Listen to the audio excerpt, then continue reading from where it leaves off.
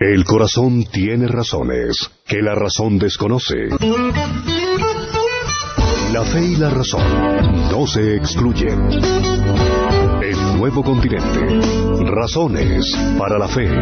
Con el pastor, teólogo, apologista y escritor Arturo Rojas y su esposa Daisy Guzmán, consejera y comunicadora social.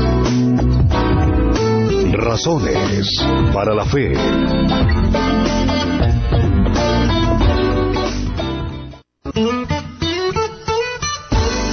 Buenas noches, estamos de regreso como todos los lunes, 8 de la noche, a nuestro programa Razones para la Fe. Estamos aquí un lunes más para abordar temas de interés teológico desde la perspectiva apologética. Buenas noches, cogiste aquí cuadrando las cosas que no tenía el micrófono bien acondicionado aquí, sí. Estamos cada vez más entusiasmados con la respuesta y la audiencia y la participación de nuestro público, muy motivados para continuar adelante con los temas que sigan surgiendo en esta gama tan amplia de temas que pueden ser abordados desde una perspectiva no solamente bíblica, sino racional y lógica, que es lo que pretendemos aquí con el tratamiento de todos los temas en este programa de corte apologético. No todos los temas serán de apologética externa, lo que hemos llamado apologética externa, que es dirigida hacia el inconverso, sino que también aprovechamos para, como lo hemos venido haciendo últimamente, estar tratando temas que son, pues digamos, discutidos o un poquito controvertidos, polémicos dentro del campo mismo del cristianismo. Sí, de hecho se han tratado temas bastante polémicos, con mucha duda, de mucho interés. Venimos de temas como la resurrección, el infierno, la tradición de los vigilantes, todo Génesis 6, el anterior al de hoy. Ese fue la predestinación, un asunto paradójico, y dimos 2 partes, 2 lunes.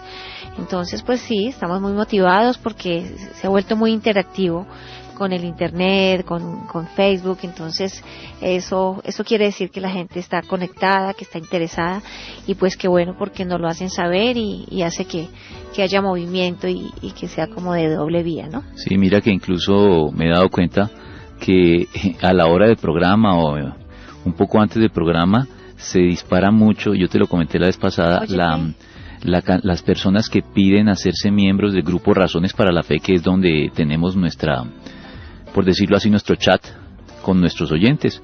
Entonces creo que eso también se debe al programa, porque no veo otra razón de que justo en este momento estoy recibiendo también ahora personas que solicitan unirse al grupo Razones para la Fe. Bueno, eso está muy bien. Hoy vamos a tratar un tema que tiene por nombre la seguridad de la salvación. ¿Se puede perder la salvación? Es el título del programa. Recuerden que todos los programas están colgados en Razones para la Fe en Facebook, en YouTube, y lo estamos repitiendo en la emisora Nuevo Continente todos los sábados 6 de la mañana. También tenemos una audiencia importante a esa hora los sábados, así que tienen cómo mantenerse al día y actualizados en cuanto a los temas tratados aquí. Entonces, bueno, vamos al grano con mi primera pregunta. ¿En qué consiste básicamente la seguridad de la salvación? Esta doctrina es una doctrina que sale a colación justamente debido al tratamiento que hicimos de la predestinación en los 2 temas pasados. Creo que una pregunta que quedó ahí entre el tintero era de alguien que estaba haciendo la asociación entre la doctrina de la predestinación y la seguridad de la salvación. Entonces sí, lo primero que hay que hacer es aclarar de qué se trata esta doctrina, aunque su propio nombre diga bastante, ¿no? Pero es bueno precisarlo. La doctrina de la seguridad de la salvación es una doctrina cristiana, no compartida por todos los cristianos, no es un asunto esencial de lo que llamamos sana doctrina, así que en esto caben diversas posturas y diversas opiniones de grupo dentro del cristianismo. No nos vamos a descalificar mutuamente, eso que quede claro antes de comenzar, entre cristianos por el hecho de que algunos sostengan esta doctrina o la sostengamos, porque yo soy de los que la sostiene, u otros no lo hagan, ¿no? Eso es bueno entenderlo, que es una discusión en familia, como muchas otras que hemos planteado aquí, y que no nos permiten sacar del contexto del cristianismo a quienes tengan una postura diferente a la nuestra.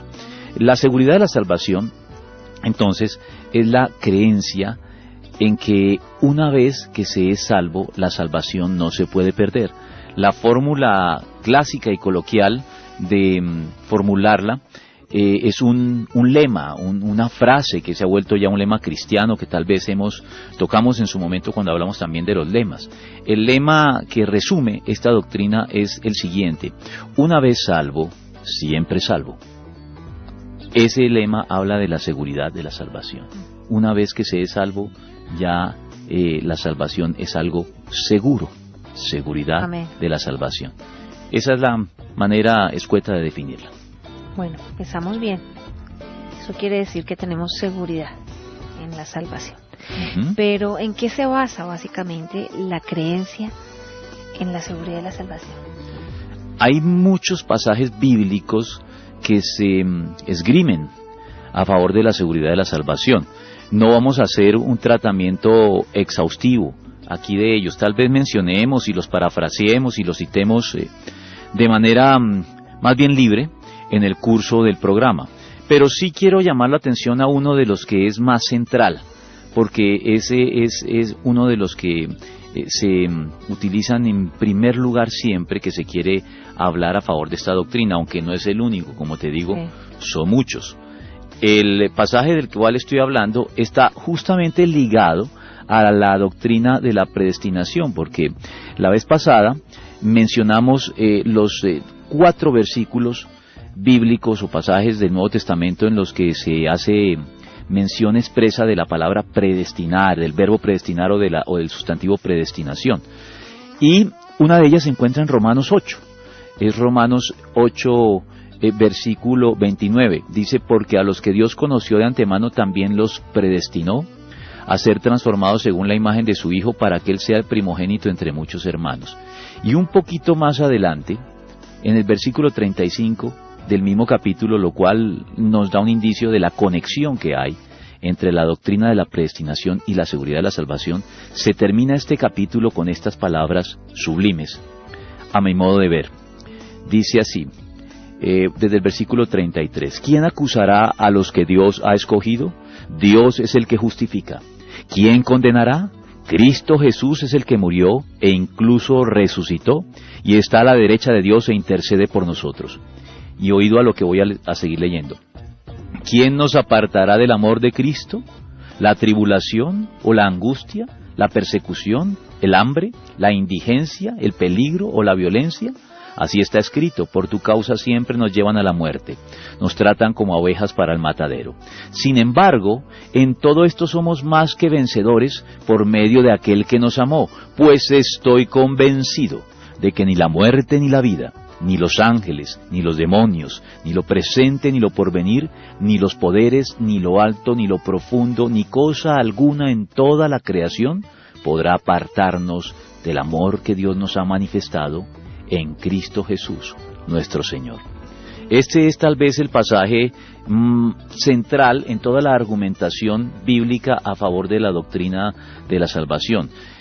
Con esto no estoy diciendo que sea el único pasaje. Hay muchos, algunos más directos, más precisos, tan contundentes como este, otros no tanto, pero de todos modos que implican la doctrina de la seguridad de la salvación. Como te digo, no vamos a hacer un tratamiento exhaustivo de todos, pero creo que con este es suficiente para responder tu pregunta en el sentido de en qué se basa desde el punto de vista bíblico esta doctrina de la seguridad de la salvación. Es bastante claro. ¿Qué relación guarda la doctrina de la seguridad de la salvación con la doctrina de la predestinación? Van como de la mano. Sí, y uno a veces, como lo acabo de hacer, doy por sentado que nuestros oyentes de pronto captan la relación, pero no es tal vez tan obvia en todos los casos para todo el mundo. De pronto para nosotros que estamos familiarizados y trasegando con esto a diario, se vuelve una relación demasiado obvia, pero el oyente que no está iniciado propiamente en estos temas de teología a veces no la capta de inmediato. Les voy a decir cuál es la relación obvia que guarda la doctrina de la seguridad de la salvación con la doctrina de la predestinación.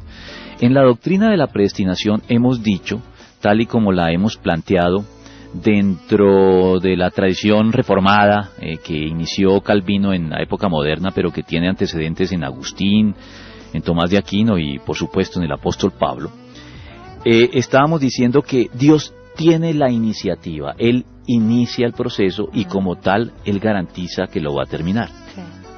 Si Dios predestina, y veíamos en este pasaje de Romanos, me voy a permitir leer lo que algunos llaman la cadena de oro de la salvación.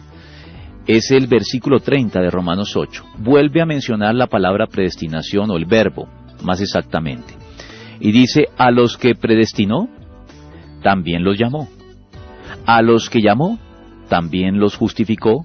Y a los que justificó, también los glorificó. Aquí hay un proceso en el que no hay pérdida en ninguno de los pasos. Es decir, podríamos comentarlo un poquito de este modo. Hay algo que está implícito en el pasaje y es la palabra todos. Voy a leerlo de esta manera. A todos los que predestinó, también los llamó.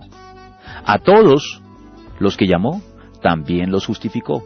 A todos los que justificó, también los glorificó. ¿Por qué he introducido la palabra todos aquí? Porque está implícita en el texto, no estoy violentando el texto, estoy haciendo explícito algo que está implícito. ¿Y esto qué significa? Que todo el grupo de personas que Dios predestinó desde antes de la fundación del mundo van con toda seguridad llegar hasta el final del proceso sin que ninguno se pierda en el camino. A todos los que predestina, a todos esos los llama, a todos los que llama, a esos los justifica, a todos los que justifica, los glorifica. Entonces, si la predestinación es un acto por el cual Dios elige a quienes han de ser salvos y se asegura, sin violentar su albedrío, su capacidad de decisión, se asegura de que nosotros también lo aceptemos y lo elijamos a Él cuando se nos ofrece el Evangelio. Él se asegura de que este proceso no se vea truncado en ningún momento, sino que lo que se inició, lo que Él inició, lo va a terminar sin pérdida en el proceso. Entonces, si esa es la doctrina de la predestinación, ¿qué se sigue de esto? ¿Cuál es la consecuencia obvia? La seguridad de la salvación. Podemos estar seguros de que una vez que somos salvos, no perderemos la salvación. Una vez salvos, siempre salvos. Esta es la conexión obvia que hay. Por eso, a mí me parece inconsecuente y me gustaría, de pronto, no he tenido la oportunidad, pero alguna vez buscarla para preguntarle a los arminianos. Los arminianos son el grupo de cristianos que piensan que Dios predestina a los que lo van a elegir a Él. Ya lo hablamos la vez pasada, que Él ve de manera anticipada quiénes lo van a elegir y de acuerdo a eso toma su decisión previa. Veíamos que eso no es lo que la Biblia dice y que eso es trasladar la iniciativa, eso es un juego de palabras para trasladar la iniciativa de Dios al hombre, sencillamente. Entonces los arminianos, que sostienen que la iniciativa no es de Dios, sino finalmente es nuestra, porque es nuestra decisión la que determina que Dios nos elija, ellos son consecuentes si niegan la seguridad de la salvación. Claro, si los que iniciamos el proceso somos nosotros y no Dios, y los seres humanos somos tan volubles y cambiantes, claro, pues es apenas obvio que no podamos estar seguros de nuestra salvación si depende de nosotros, de nuestra decisión de fe o de nuestros esfuerzos. Es apenas lógico que para ellos la salvación no sea algo seguro y que incluso se pueda llegar a perder. La contradicción que te estoy señalando es que hay arminianos, conozco arminianos, que creen en la seguridad de la salvación, pero no creen en la doctrina de la predestinación tal y como la plantearon Pablo, Agustín, Tomás de Aquino y Calvino. Eso me parece una inconsecuencia. No sé cómo puede sostenerse el hecho de que Dios predestina simplemente a los que lo van a elegir a Él en su momento, y al mismo tiempo afirmar que esa salvación una vez que se obtiene es segura. Eso es una contradicción de términos. O las dos cosas o ninguna, sí. Pero no se puede tener una y la otra no. Por lo menos no tiene fundamento lógico esa postura. Lamentablemente hay muchos que, bueno, no sé si muchos, pero conozco un significativo número de cristianos que sostienen la seguridad de la salvación siendo arminianos, y no veo cómo pueden coherentemente sostener ambas cosas. Me parece que no han reflexionado con detenimiento y suficiencia en las implicaciones de eso, porque se darían cuenta que tienen que sacrificar alguna de las dos para sostener la otra parte. Sí, y además que hay creyentes que dudan de su salvación, porque de pronto en el acto pues mismo de la muerte, de pronto estaban en pecado, sí, siendo cristianos, habiendo tenido un encuentro personal con Cristo. Entonces como que queda la duda de si fue salvo o no, porque de pronto en algún momento de su vida se congregó, hizo su decisión de fe, pero luego se apartó, y apartado fallece. Ahí ¿qué pasa? Esas son los planteamientos que hacen los arminianos, ¿no?, al respecto. Pero yo creo que te lo voy a responder un poquito más adelante. De pronto no me quiero anticipar, pero ya te responderé esa pregunta ante el silencio de nuestros oyentes. Bueno, están conectados aquí, están reportando sintonía, pero pues como no han formulado preguntas, entonces te responderé la que me estás formulando en este momento. Más adelante, bueno, cuando abordemos otro asunto relacionado. Hoy están tímidos, pero de todas maneras, como sea, Andrés Liscano está en sintonía, Edison Muñoz, Consuelo Rojas dice: gracias, porque Dios sabe que debemos tener bien claro este tema de la salvación. Luz Adriana Londoño: siempre buenos temas, gracias a Dios por este interesante espacio. Gracias, Luz Adriana. Clara Inés: estaré en sintonía. Gracias, pastores. Mauricio Efraín Rojas, él dice que hay muchas personas que tienen muchas dudas al respecto. Mauricio Rojas, Ligia Ruiz, Liliana Lesmes nos acompañan desde Boyacá. Catalina Rubio también está en sintonía, y Laura Mejía también dice: una vez más pendiente de sus programas desde Medellín. Nayib Bellaver, Camilo Peggy desde New Jersey, Estados Unidos, Liliana Pulido está en línea, y Alejandra Rodríguez. Igualmente la familia Quijano está desde Buenos Aires, Argentina, y la familia Archila aquí en Bogotá, y Enrique Guzmán como siempre acompañándonos. Andrés Liscano pregunta: ¿está primero la fe y luego la regeneración, o es primero la regeneración y luego la fe? Qué pregunta la de Andrés.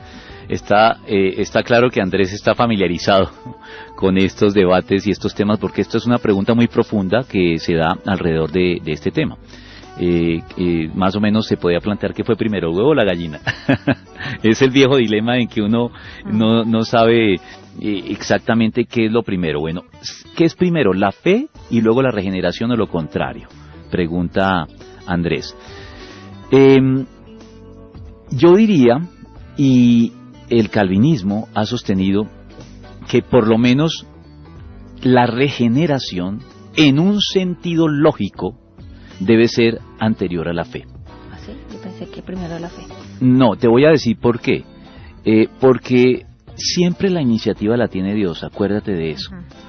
Entonces, si tú pones primero la fe, que es el acto humano, y después la regeneración, estás colocando en segundo lugar la acción de Dios, y en primer lugar la humana. Entonces, estás colocando en segundo plano y pasando a un segundo lugar la acción de Dios. Además tiene mucha razón de ser, porque recordemos que la vez pasada citábamos un pasaje que siempre sale a relucir en este tema, que es aquel en el cual el Señor Jesucristo dice: nadie viene al Padre, dice: nadie viene a mí si el Padre que me envió no le trajere. ¿Te das cuenta de qué es primero y qué es segundo allí? Sí. ¿Qué es primero allí? Que el Padre traiga a la persona. Y la consecuencia de eso es que finalmente la persona viene a Cristo.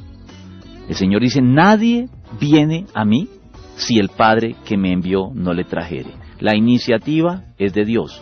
La gente viene a Cristo cuando el Padre los trae. O sea que, de nuevo, si la regeneración es un acto de Dios, porque eso es lo que nos dice la Biblia. El nuevo nacimiento es un acto que Dios lleva a cabo. Juan capítulo 1, versículo 12 dice: mas a cuantos lo recibieron, a los que creen en su nombre, les dio la potestad de ser hechos hijos de Dios. Habla del acto por el cual nosotros creemos y le recibimos, pero después aclara, esto no son nacidos de carne y de sangre, sino de la voluntad de Dios. Es decir, no es una decisión a la que llegamos por nuestros propios esfuerzos o méritos humanos, naturales. Sí. Es una intervención sobrenatural. Sí. Son nacidos de Dios, de lo alto. Entonces Dios tiene que intervenir antes. Por eso digo que en un sentido lógico, la regeneración tiene que venir antes. Tú tienes que ser regenerado para poder llegar a creer. Si no, dejado a tu suerte, en tu estado natural, nunca creerás, no podrás hacerlo. Estarás incapacitado para hacerlo. La regeneración nos da la capacidad de poder creer. Por eso, en un sentido lógico, la postura reformada calvinista claramente afirma que la regeneración tiene que ser anterior, pero yo digo anterior en un sentido lógico. No sé qué tanto se aplique eso a lo cronológico, porque lo que nosotros siempre queremos pensar es que es antes en el tiempo, anterior en el tiempo. Es probable. Lo que es anterior desde el punto de vista lógico es muy probable que sea también anterior desde el punto de vista cronológico. Pero a mí no me gusta llegar tan lejos. A mí me gusta solamente afirmar que la regeneración desde el punto de vista lógico tiene que ser anterior a la fe, porque sin regeneración no se puede llegar a creer. Estamos muertos en nuestros pecados, dice la Biblia. Dios tiene que volvernos a la vida para que podamos elegirlo a Él. Entonces, la postura calvinista es esa, Andrés, y es la que yo sostengo. Claro, la discusión está abierta, como te digo. Esta discusión sobre qué es primero es una de las más enconadas de las que se da dentro del contexto de la discusión entre calvinistas y arminianos. Pero yo he leído las dos partes y de hecho yo he estado en ambos lados, porque comencé siendo arminiano y después me pareció más convincente desde todo punto de vista bíblico y de la experiencia cristiana, la postura calvinista, y por eso puedo decirte que no se ha dirimido la discusión del todo, pero creo que sí se inclina la evidencia bíblica hacia el lado de que la regeneración tiene que ser primera, desde el punto de vista por lo menos lógico, sino también el cronológico. Mira, dice la Biblia en algún lugar que se puede perder la salvación. Bueno, sí, hay que... Bueno, no voy a decir que la Biblia dice que se puede perder la salvación. Lo que sí te puedo decir es que hay pasajes problemáticos para ambas posturas. Si no fuera así, solo había una posición al respecto. Eso lo deben entender nuestros oyentes. ¿Por qué existen personas que suscriben la postura arminiana y otros que suscriben la postura calvinista? Porque el asunto no es absolutamente concluyente en la Biblia. La Biblia tiene pasajes que son problemáticos para los calvinistas y tiene pasajes que son problemáticos para los arminianos. ¿Qué digo que son problemáticos? ¿Que se contradicen entre sí? No. Que no sabemos exactamente lo que significaba ese pasaje en la pluma de su autor humano cuando lo escribió inspirado por el Espíritu Santo. Entonces sí, tengo que admitir, cuando me haces esta pregunta, que hay pasajes que parecen, por lo menos, parecen dar a entender que la salvación se puede perder. Los más clásicos. ¿Cuáles pasajes? Sí, en efecto, si menciono el pasaje central a favor de la seguridad de la salvación, creo que tengo que darle también cabida a los pasajes más problemáticos en cuanto a que la salvación se puede perder, y que tenemos que admitir de algún modo que no está claro el pasaje. Están en Hebreos. Déjenme y lo ubico aquí. Los ubico porque son dos fundamentalmente. Uno está en Hebreos capítulo 6, cuando el autor de esta epístola nos exhorta de esta manera: por eso, dejando a un lado las enseñanzas elementales acerca de Cristo, avancemos hacia la madurez.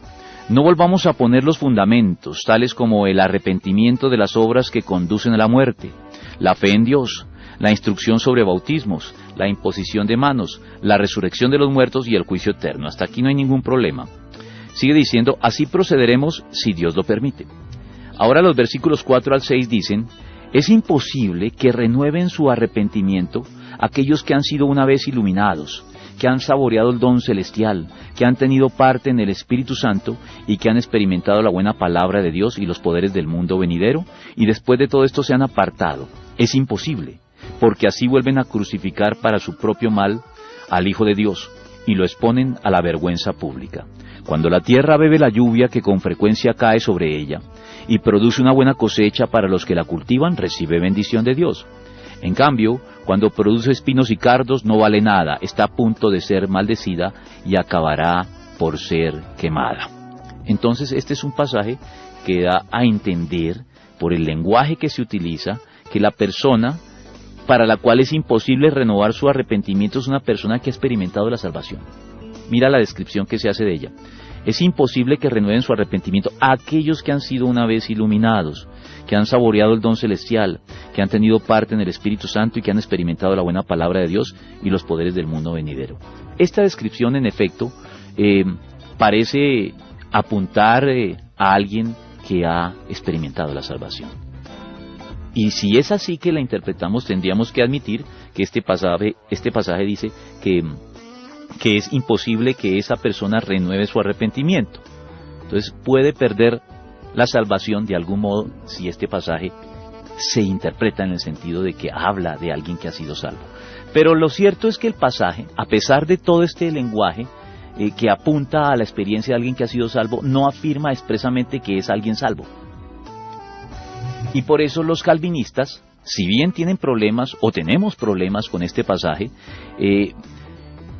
decimos o tenemos la posibilidad de interpretarlo en un sentido que no implique salvación, sino que sea una persona que ha simpatizado en grado elevado con la causa cristiana, pero no ha experimentado una auténtica salvación. Claro, la discusión está abierta. Yo sé que más de un arminiano estará pensando en este momento, si está escuchando el programa, estará diciendo ese lenguaje es demasiado claro para hablar de alguien salvo. Bueno, admitimos que puede indicar claramente a alguien salvo, pero no lo afirma sin lugar a equívocos. Y mientras no lo afirme sin lugar a equívocos, creo que debemos buscar explicaciones a este pasaje y al otro que está un poquito más adelante, cuando dice, creo que es en el capítulo 10, cuando afirma en el versículo 26, este es el otro pasaje. Si después de recibir el conocimiento de la verdad, pecamos obstinadamente, ya no hay sacrificio por los pecados, solo queda una terrible expectativa de juicio, el fuego ardiente que ha de devorar a los enemigos de Dios. Cualquiera que rechazaba la ley de Moisés moría irremediablemente por el testimonio de 2 o 3 testigos. ¿Cuánto mayor castigo piensan ustedes que merece el que ha pisoteado al Hijo de Dios, que ha profanado la sangre del pacto por la cual había sido santificado, y que ha insultado al Espíritu de la gracia? Pues conocemos al que dijo, mía es la venganza, yo pagaré, y también el Señor juzgará a su pueblo. Terrible cosa es caer en las manos del Dios vivo. Entonces, estos dos pasajes son difíciles para los calvinistas, pero lo que no he dicho, y no me voy a entrar ahí a exponer las posturas de los calvinistas para explicar lo que estos pasajes pueden significar sin sacrificar la doctrina de la seguridad de la salvación, pero lo que sí tengo que decir es que hay muchos más pasajes, numéricamente hablando, son mucho más numerosos, hay una mayor cantidad de pasajes problemáticos para los arminianos, claro, que para los calvinistas. ¿Sí entiendes lo que te estoy diciendo? Es decir, yo acabo de tratar dos aquí que sí, es necesario reconocer que no son fáciles de armonizar con la postura calvinista, pero son muchísimos, y te digo, muchísimos más numerosos los pasajes bíblicos, como el que yo leí al comienzo, para los arminianos, que los arminianos les cuesta mucho más trabajo armonizar con su postura. Entonces también eso incide en la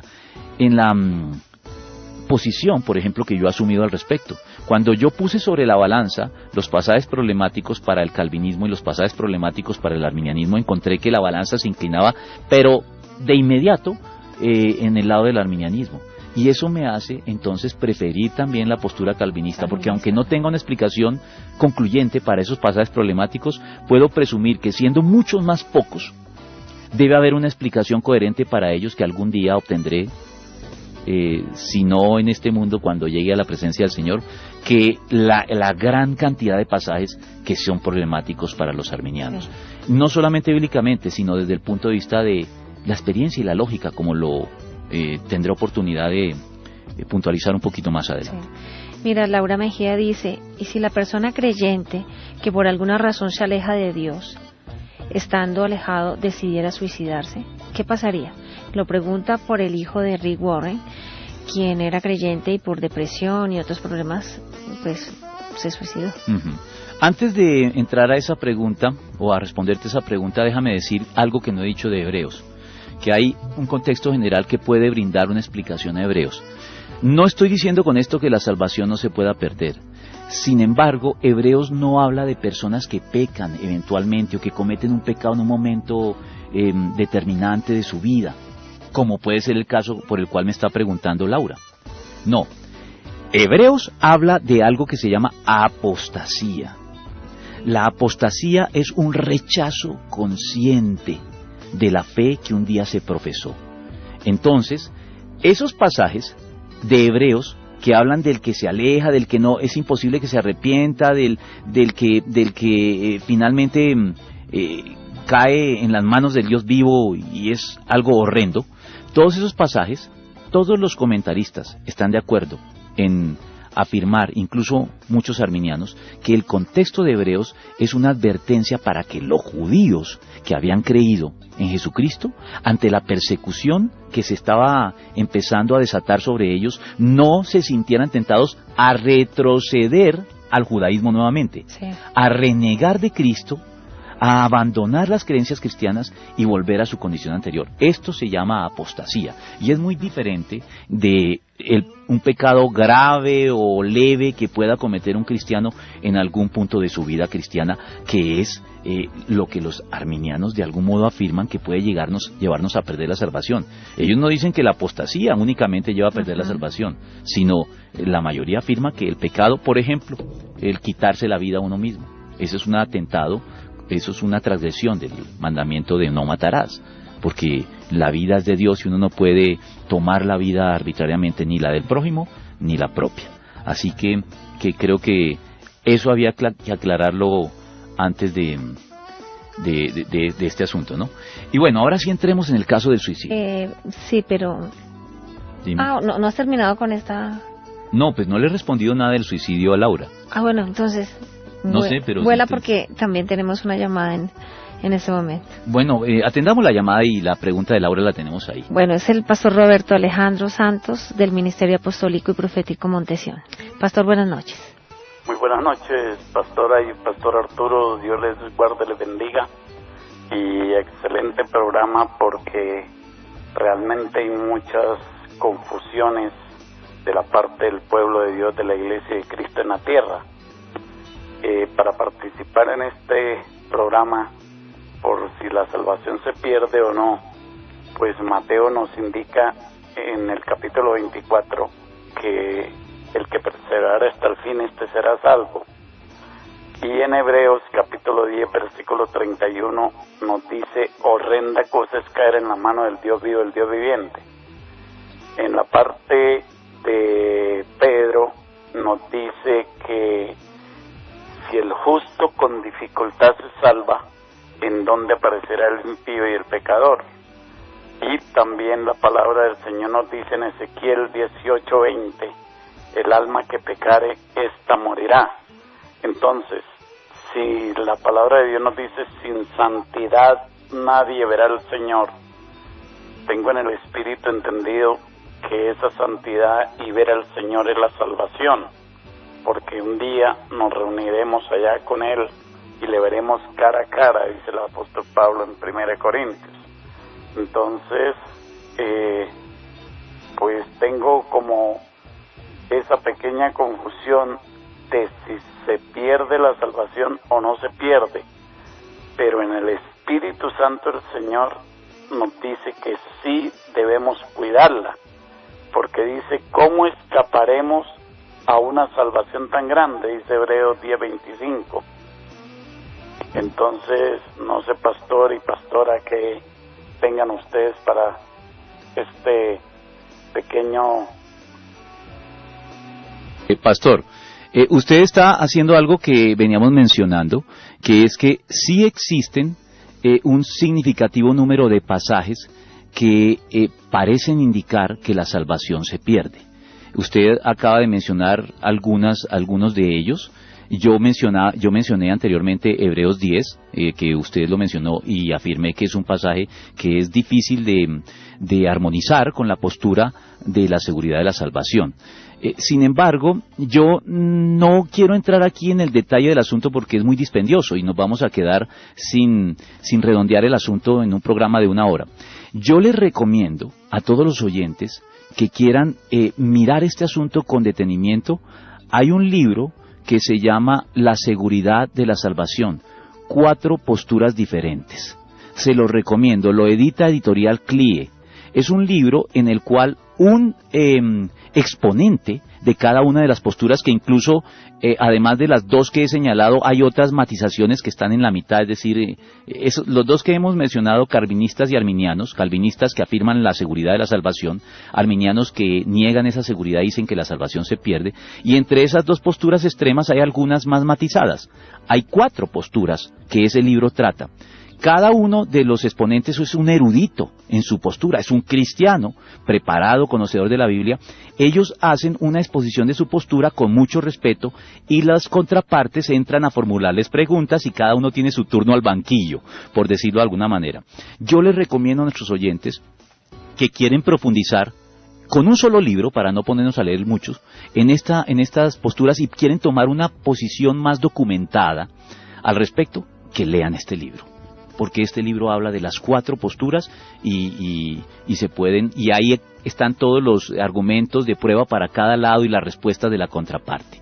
Yo leí ese libro y quedé más convencido un poquito de mi postura, ¿no? Pero no puedo hacer una exposición aquí detallada sobre el asunto.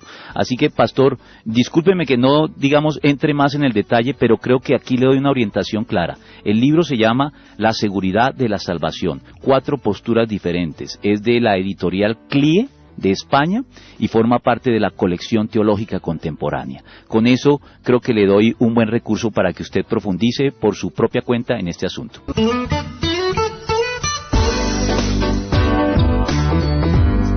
Continuamos con nuestro tema de hoy, la seguridad de la salvación. ¿Se puede perder la salvación? Tenemos varias preguntas en el chat y pues que habíamos quedado pendientes con la de Laura Mejía. Ella decía que qué pasa con aquellos creyentes que en algún momento de su vida se apartan, y específicamente el caso del hijo de Rick Warren, que por cuestiones de depresión y problemas se suicida.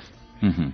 Esta es una pregunta que siempre sale en estos casos, es una pregunta hipotética. Uh-huh. Ahora, en este caso es hipotética, pero está aludiendo a un caso particular. Pero siempre sale, así no haya un caso particular, siempre alguien arma la composición del lugar para formularla. Mira, yo creo que en esos casos lo que nos corresponde es declararnos impedidos para pronunciarnos categóricamente sobre si esa persona es salva o no es salva. Y te voy a dar un argumento bíblico que a mí me ha servido muchísimo para detenerme cuando no tengo todos los elementos de juicio, que ese es el punto aquí. Mira, creo que lo he citado aquí muchas veces, para mí ha sido un pasaje central en mi vida cristiana para mantenerme en mi lugar y no excederme, no comenzar a pontificar sobre lo divino y lo humano como si yo tuviera todas las respuestas. El Señor me advierte a través del apóstol Pablo en 1 Corintios 4:5. Por lo tanto, no juzguen nada antes de tiempo. Esperen hasta que venga el Señor. Él sacará a la luz lo que esté oculto en la oscuridad y pondrá al descubierto las intenciones de cada corazón. Entonces cada uno recibirá de Dios la alabanza que le corresponda. Creo que cuando el Señor dice que no juzguemos nada antes de tiempo, se refería en particular a estos casos hipotéticos que nos gusta armar o casos concretos que se ajustan a ese caso hipotético. El Señor nos dice no juzguen esas cosas. ¿Y por qué no debemos juzgarlas? Sencillamente porque no tenemos todos los elementos de juicio. Eso es lo que nos está diciendo aquí el Señor. Ustedes no escudriñan mente y corazón, señores cristianos. Los seres humanos solamente vemos las apariencias y vemos una parte del cuadro. Dios ve todo. Dios escudriña mente y corazón. Él conoce las intenciones, las motivaciones de cada persona. Por lo tanto, Él es el único que puede juzgar en este tipo de casos. Así que yo les diría, mantengámonos, declarémonos impedidos para pronunciarnos a este respecto. Pero yo te podría añadir algo más. En gracia de discusión, digamos que sí, que un caso de un suicida. Yo les pregunto a mis hermanos que me escuchan, ¿cuánto tiempo se requiere para hacer un acto de contrición y de arrepentimiento sincero? ¿Eso requiere mucho tiempo? No. A ver, perdóname, Señor. Si yo digo, perdóname, Señor, ¿cuánto me tomo eso? Menos de un segundo. Sí. Si lo dije con convicción de corazón, la Biblia dice que Dios me perdona. Entonces, yo puedo empezar a añadir elementos al caso hipotético. Puedo decir, bueno, pero si ese suicida era salvo, Dios le concedió el segundo que necesitaba para arrepentirse. ¿Y quién me dice que no? Entonces viene la persona y me dice, no, pero pastor, en el caso de que no haya tenido ese tiempo, y entramos aquí en una casuística hipotética que no nos va a conducir a ninguna parte. Por eso es mejor declararse impedido al respecto. Okay. El ladrón crucificado al lado del Señor, ¿cuánto requirió para ser perdonado? Toda su vida había estado en pecado, y en el último momento dijo, acuérdate de mí cuando vengas en tu reino. Sí. Eso fue todo lo que le bastó para que el Señor lo absolviera y lo perdonara. Anderson Betancourt dice, me quedan algunas dudas respecto a unos versículos, él los parafrasea así. Versículos como, para que no tengan doble condenación, o en el versículo que dice, para que no sean borrados sus nombres del libro de la vida. Quiero estar seguro, gracias. Anderson, el primer versículo no sé a cuál te refieres, ese de doble condenación. En el segundo creo que está citando de manera equivocada un versículo que me parece que ya tratamos la vez pasada, no sé si en el programa anterior o en algunos de los programas recientes. A veces no estoy seguro si lo hice en el programa o fue en un sermón o una conferencia, algo de ese estilo. En todo caso, el segundo se refiere a una de las declaraciones que el ángel de la iglesia da a una de las 7 iglesias del Apocalipsis, que creo que es la iglesia de Sardis, si mal no estoy. Dice, sí, en el versículo 5 del capítulo 3 de Apocalipsis, el que salga vencedor se vestirá de blanco. Jamás borraré su nombre del libro de la vida. Es lo que dice aquí. No hay una amenaza de borrarlo, hay una reafirmación de no borrarlo, que es diferente. Es lo que dice aquí, jamás borraré su nombre del libro de la vida, sino que reconoceré su nombre delante de mi Padre y delante de sus ángeles. Es una reafirmación de algo que el Señor ya ha hecho. El Señor dice en el libro de Apocalipsis al final, capítulo 20, cuando está hablando del pasaje del juicio del gran trono blanco, dice que solamente entraron al reino de Dios aquellos cuyos nombres estaban escritos en el libro de la vida del Cordero desde el principio. Los nombres de los salvos, por este pasaje también podemos concluir, están escritos desde el principio allí y no se pueden borrar. Por lo tanto, lo que el Señor hace aquí es una ratificación de que, por decirlo coloquialmente, los nombres que se escriben en el libro de la vida se escriben con tinta indeleble. No se borran jamás. Y que el que venciere, hemos dicho, que hay pasajes que hablan de la responsabilidad humana y hay pasajes que hablan de la soberanía de Dios en la Biblia. Entonces, cuando se habla del que venciere, está haciendo énfasis en la responsabilidad nuestra. Igual que el pasaje que el pastor nos mencionó hace un momento, que dice el que persevere, claro, ese pasaje también hace un énfasis en la responsabilidad humana.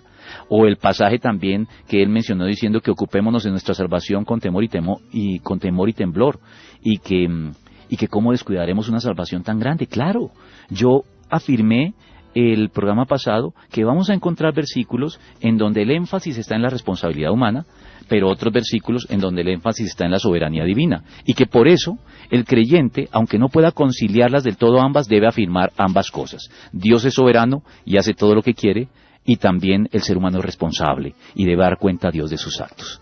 Y hay pasajes para afirmar ambas cosas, de tal modo que ambas debemos creerlas, aunque no logremos conciliarlas de manera satisfactoria desde el punto de vista intelectual. ¿Qué es eso de la seguridad eterna de la salvación? ¿Y en qué se diferencia del término seguridad presente de la salvación? Tú estás haciendo referencia a que hay una diferencia en el concepto de seguridad de la salvación. Algunos hablan, y entre ellos calvinistas también lo hacen, hablan de seguridad eterna de la salvación. y seguridad presente de la salvación. Entonces, la seguridad de la salvación tiene que ver con la seguridad eterna. La eternidad está garantizada para el creyente, para el que ha experimentado una auténtica conversión, está garantizada. Sin embargo, en la psicología presente, en el día a día, los cristianos pueden llegar a sentir que esa seguridad no es tan fuerte, es decir, pueden perder la seguridad presente de la salvación, la conciencia clara que tienen de ser salvos. ¿Por qué? Porque se alejan del Señor, porque entran en periodos de pecado, porque eso hace que psicológicamente la persona se sienta tan distante de Dios que siente que su salvación está amenazada, y eso es bueno, porque eso lo puede traer de nuevo al redil y hacerle ver que él no pertenece y que está poniendo en peligro algo que tal vez no esté en peligro desde la óptica de Dios, pero por decirlo de alguna manera sentimos, aunque no corresponda con la realidad, sentimos que lo estamos perdiendo. Entonces, esa distinción suelen hacerla los teólogos para hablar de que no siempre los cristianos vamos a estar por encima del bien y del mal afirmando la seguridad de nuestra salvación, porque si caemos en pecado y en un pecado continuo, crónico, la seguridad presente de la salvación sí se puede perder. Pero no la aunque desde la óptica eterna de Dios la seguridad eterna esté garantizada. Una vez salvo, siempre salvo. Yo creo que eso no se nos va a olvidar. Sí, y es que esa es lo que marca la diferencia entre el cristianismo y cualquier otra religión, ¿sabes? Esa es la gloria del cristianismo, del evangelio, que nos brinda una seguridad que ninguna otra religión nos va a brindar. Cuando despojamos al cristianismo de la doctrina de la seguridad de la salvación, lo rebajamos al nivel de las demás religiones. Pierde aquello que es su gloria. Que el que comenzó en nosotros la buena obra, dice el apóstol Pablo, la perfeccionará hasta el día de Jesucristo. Dice que estaba persuadido de eso. El apóstol Pablo, ya que el pastor que nos llamó mencionaba pasajes problemáticos para los calvinistas, yo podría empezar aquí a mencionar una cantidad de pasajes que son problemáticos para los arminianos. Sí, por ejemplo, el que comenzó en nosotros la buena obra la perfeccionará hasta el día de Jesucristo. ¿Cómo hacemos para explicar eso si no es bajo la seguridad de la salvación? O el apóstol Pablo cuando dice, porque yo sé en quién he creído y estoy seguro de que es poderoso para guardar lo que le he confiado hasta el fin de los tiempos. Mira, Edgar Quijano dice que en 1 Juan 5:18, en respuesta a la inquietud del pastor, dice, sabemos que el que ha nacido de Dios no está en pecado. Jesucristo que nació de Dios lo protege, sí, y el maligno no llega a tocarlo. Exactamente. No, y por eso les recomendé la lectura de estos libros donde se hace no una mención completa, pero sí una mención bastante numerosa de los diversos pasajes que hablan a favor de una y otra postura. Y se ve la desproporción, sí, claro, entre los pasajes del arminianismo y los pasajes del calvinismo. Según quienes niegan la seguridad de la salvación, ¿cómo puede perderse esta salvación? Bueno, según los arminianos, obviamente la apostasía, y ya dijimos que la apostasía es de lo que se habla en el libro de Hebreos, pero ellos dicen no solamente la apostasía es uno de los pecados que se pueden llegar a cometer y que pueden hacernos perder la seguridad de la salvación. Otro podría ser para algunos el suicidio, para entrar en la línea de las preguntas que nos han hecho. O puede ser otro tipo de pecado, el adulterio, el asesinato, qué sé yo. Y aquí entramos en un terreno que es arena movediza, que desde el punto de vista de la experiencia cristiana y de la simple lógica no puede dirimirse. Entonces tendríamos, si admitimos que la salvación se pierde por cometer pecado, tenemos que empezar a decir, bueno, ¿cuál es el pecado que nos lleva a perder la salvación? ¿Es un crimen? ¿Es un adulterio? ¿O es una mentira de las que llamamos piadosa? ¿O es un deseo lujurioso? Entonces, aquí empezamos en una serie de especulaciones para las cuales la Biblia no nos dice nada. Entonces entramos en conjeturas humanas. Y eso es en lo que caen los arminianos al negar la doctrina de la seguridad de la salvación, en que no pueden ponerse de acuerdo ni establecer cuál es el pecado, cuáles son las circunstancias alrededor de este pecado que nos llevan a perder la salvación y cuál no. Y no van a encontrar ningún sustento en la Biblia para poder establecer esos límites. Entonces creo que ahí los arminianos se están metiendo en camisa de 11 varas, justamente por negar la seguridad de la salvación. Bueno, Edison Muñoz dice, la salvación es un regalo, una dádiva. Romanos 6:23. Dice, porque la paga del pecado es muerte, mas la dádiva de Dios es vida eterna en Cristo Jesús, Señor nuestro. Amén. Está Marlene Joya con nosotros, Jaime Torres, Catalina Riaño. Creo que tenemos una llamada. Buenas noches. Buenas noches. ¿Cómo está? ¿Hablamos? Señora, Dios le bendiga. Gracias, lo mismo. ¿Aló? Cuéntanos, ¿con quién hablamos? Sí, bueno, me reservo el nombre, una hermana en Cristo. Su merced, mire, yo aquí encuentro en Éxodo capítulo 32, versículo 33, donde dice, y Jehová respondió a Moisés, al que pecare contra mí, a este raeré yo de mi libro. Y luego dice también en Apocalipsis capítulo 22, versículo 19, dice, y si alguno quitare de las palabras del libro de esta profecía, Dios quitará su parte del libro de la vida y de la santa ciudad y de las cosas que están escritas en este libro. Ahora, en Apocalipsis capítulo 21, verso 8, habla muy claro y dice, pero los cobardes e incrédulos, los abominables, homicidas, los fornicarios y hechiceros, los idólatras y todos los mentirosos, tendrán su parte en el lago que arde con fuego y azufre, que es la muerte segunda. Entonces sí hay pecados que pues bíblicamente me está dando aquí a entender que pueden hacer perder la salvación. O sea, yo voy es por la palabra, lo que me dice la palabra. En Juan 15, en el Evangelio según San Juan, capítulo 15, versículo 6, aquí me dice la palabra lo siguiente. Dice, el camino será fuera como pámpano, y se secará, y los recogen y lo echan en el fuego y arden. Entonces, yo por la palabra me doy cuenta perfectamente que sí se puede perder la salvación. Es un regalo gratuito, pero la salvación hay que cuidarla, porque es una joya preciosa y no podemos pisotearla como dice Hebreos. Dice, ¿cómo escaparemos si descuidamos una salvación tan grande? Por supuesto. Y yo quiero hacer aquí una aclaración. Nuestra oyente está de nuevo, como nuestro pastor que nos llamó hace un momento, haciendo una recopilación de otros pasajes que son pasajes que requieren una explicación por parte de quienes afirmamos la seguridad de la salvación.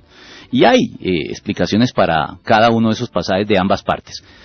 Por eso digo que la persona tiene que analizar los planteamientos de ambas partes, porque lo que hemos visto aquí es que cada uno comienza a citar los pasajes de prueba de una de las posturas y no se encarga de responder a los pasajes de prueba de la otra postura. ¿Ven? Entonces, no escuchamos y se convierte en un diálogo de sordos, porque yo cito los pasajes que afirman mi postura, seguridad de la salvación, y desestimo los pasajes que pueden darle fundamento a la postura que niega la seguridad de la salvación, o viceversa. Yo aquí, cuando comencé el programa, traté de darle de manera muy rápida audiencia a ambas posturas. Mencioné Romanos 8, que habla de la seguridad de la salvación, y mencioné los dos pasajes de Hebreos, que son tal vez los más argumentados en contra de ella. Entonces, yo lo que invito a nuestros oyentes que nos llaman y plantean estas cosas es que también miren los pasajes en que se afirma la seguridad de la salvación, porque esos pasajes también están de manera abundante en las Escrituras. Entonces, tenemos que tratar de conciliarlos, no podemos sencillamente escoger unos de ellos y decir, en estos claramente se afirma que la salvación se pierde, porque entonces los demás, los otros que dan a entender lo contrario, ¿qué hacemos con ellos? Hay que intentar conciliar ambas posturas, y eso implica esfuerzo, disciplina para escuchar a la contraparte, sin ir prevenidos y con prejuicios, y estar dispuestos incluso a cambiar nuestra postura si el peso de los argumentos bíblicos nos lo indica. Pero déjenme decir una cosa más, y es que no quiero que nuestros oyentes arminianos, que son mis hermanos en la fe, quieran o crean que cuando yo sostengo la seguridad de la salvación, estoy abogando por una laxitud moral en cuanto al hecho de cuidar nuestra salvación. Por supuesto que conozco los pasajes que hablan de que debemos cuidar nuestra salvación porque es algo muy grande, y no es un pretexto para vivir de manera laxa. Sí, de manera laxa y pecar como si no hubiera consecuencias. No, de ningún modo el sostener la seguridad de la salvación puede dar pie a ese tipo de cosas. Y si hay algo que les abono a los arminianos, y estoy con ellos, es que yo reconozco que la postura arminiana trata de guardar con celo la pureza de la Iglesia. Y me parece que eso es algo que todos debemos tratar de guardar. La pureza de la Iglesia y el celo por ella es fundamental. Así que no me van a malinterpretar quienes no comparten la seguridad de la salvación. Yo también abogo, como ustedes, por una pureza. Pero no creo que se deba negar la doctrina de la seguridad de la salvación para poder abogar por esta pureza. Hay otros medios para hacerlo, bíblicos también. Está Hernando Pinilla y es mi misma pregunta que hace Hernando. ¿Y qué hay de la blasfemia contra el Espíritu Santo, de la que se dice que es pecado imperdonable? Ya para cerrar, se nos quedan otras preguntas dentro del tintero, pero pues es complicado responderlas todas. Voy a resumirlo así. Para cerrar, es porque cierto. eso es un cabo que no puede quedar suelto. Ese sí, porque es que ese es un pecado que la Biblia dice explícitamente que es imperdonable. Entonces de ese sí tenemos que ocuparnos. La blasfemia contra el Espíritu Santo, los teólogos lo que afirman es que es un pecado que denota tal endurecimiento por parte de quien lo comete, que no puede ser perdonado por el sencillo hecho de que la persona está tan endurecida que ya ha pasado el punto de no retorno. Es decir, esa persona ya no se arrepentirá de ese pecado. Y para que un pecado pueda ser perdonado, hay que arrepentirse de él. Así que es un grado de endurecimiento tal que ya no hay nada que hacer con esa persona. Es Faraón endureciéndose 10 veces contra Dios, y las personas que ya han pasado ese punto de no retorno, que han llegado a lo que la Biblia llama el colmo del pecado. Parece ser, según la Biblia lo indica, que la esperanza no se pierde con la muerte. Algunos dicen mientras hay vida hay esperanza, y eso puede ser hasta cierto punto cierto. Pero la Biblia parece indicar que hay momentos en la vida de una persona que se endurece tanto contra Dios que puede estar pasando un punto de no retorno. Y sencillamente ya no se podrá devolver. Nunca sentirá remordimiento, sino que seguirá de manera contumaz desafiando a Dios, que es lo que dice Hebreos, si pecamos con mano alzada de manera desafiante. Ese es un punto ya muy problemático del endurecimiento de alguien contra Dios. Bueno, yo creo que quedó todo muy claro. Dios los bendiga, gracias por su sintonía y nos vemos el próximo lunes. Bueno. El corazón tiene razones que la razón desconoce. La fe y la razón no se excluyen. El nuevo continente. Razones para la fe. Con el pastor, teólogo, apologista y escritor Arturo Rojas y su esposa Daisy Guzmán, consejera y comunicadora social. Razones para la fe.